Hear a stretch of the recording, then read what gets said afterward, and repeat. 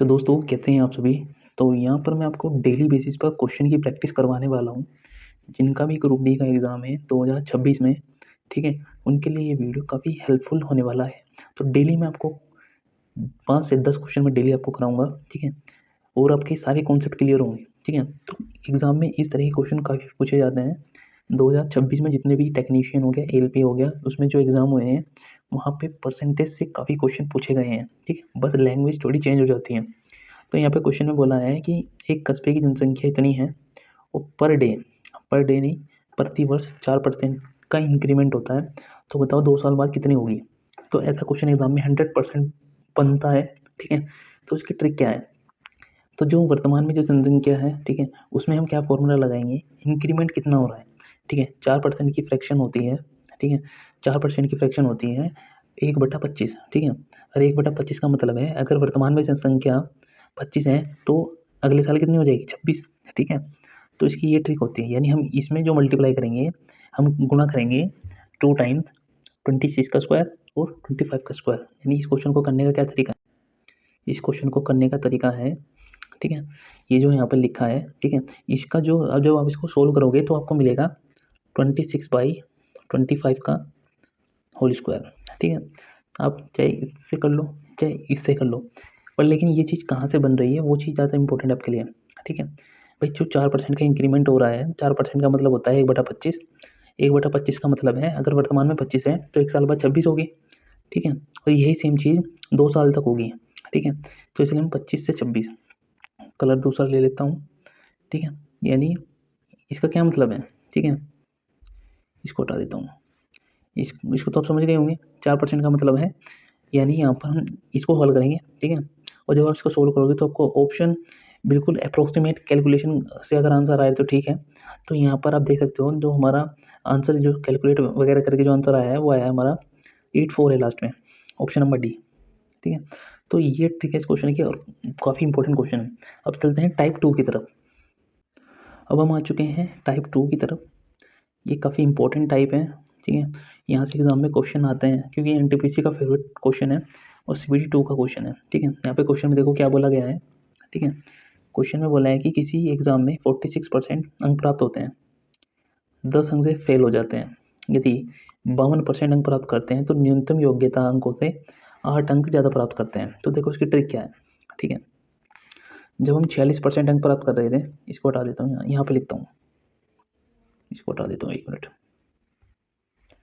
Simple सी trick है इस question की, अब देखना।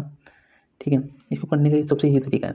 देखो जब 46% अंक प्राप्त हो रहे थे, ठीक है, तो हम 10 अंक से क्या हो रहे थे, 10 अंक कम आ रहे थे हमारे। ठीक है, और जैसे ही 52% का इंक्रीमेंट हुआ, यानी 46 से 52 कितने परसेंट का इंक्रीमेंट हो रहा है, यानी यहाँ पर हमारा ओवरऑल 6% बढ़ रही है।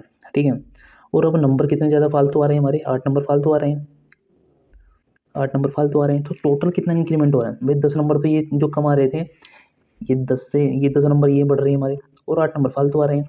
यानी जो यहाँ पर 6% का जो मान होगा, जो 6% की जो वैल्यू होगी ये हमारी 18 के इक्वल होगी। यानी जो 6% का मान होगा वो हमारा 18 के इक्वल होगा। तो 1% की वैल्यू आ जाएगी हमारे पास 3। ठीक है, 6 से 18। ठीक है, अब यहाँ पे पूछा है और 3 होने के लिए कितने नंबर चाहिए, तो 100% की वैल्यू कितनी आ गई यहाँ पे, तो 100% की जो वैल्यू आई है यहाँ से वो आई है 300। ठीक है, अब 300 का आप कितना निकालोगे, अब 46% जो वो प्राप्त करता है, तो यहाँ पर इसका 46% निकालो आप। ठीक है, तो ये आ जाएगा आपका 138।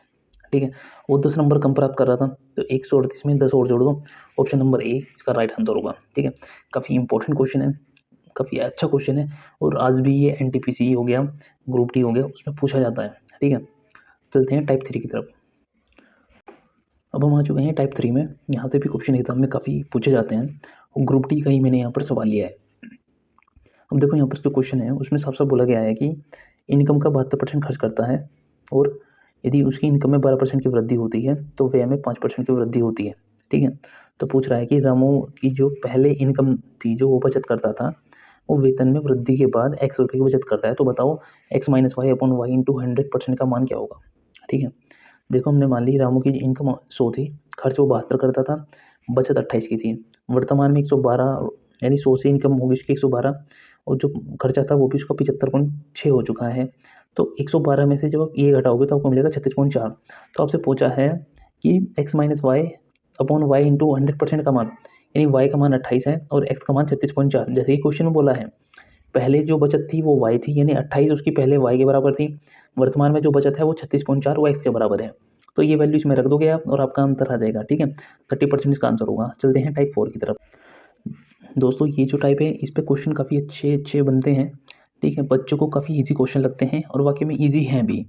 ठीक है, क्वेश्चन है आपका यहाँ पर कि किसी संख्या का 27.5% का मान 11 है तो संख्या क्या होगी। ठीक है, तो बड़ा ही बेसिक क्वेश्चन है। एक्स की मल्टीप्लाई 27.5% से कर दीजिए, बराबर में 11। ठीक है, बाकी आपको कैलकुलेशन करनी है इस तरीके से और आपका आंसर आ जाएगा 40। ठीक है, इस वाले क्वेश्चन का आप आंसर कमेंट में बताएं, इसका आंसर क्या होगा। ठीक है, बाकी चैनल को सब्सक्राइब, वीडियो को लाइक करें ऐसे ही और इंपॉर्टेंट अपडेट से जुड़े रहने के लिए। तो मिलते हैं नेक्स्ट वीडियो में।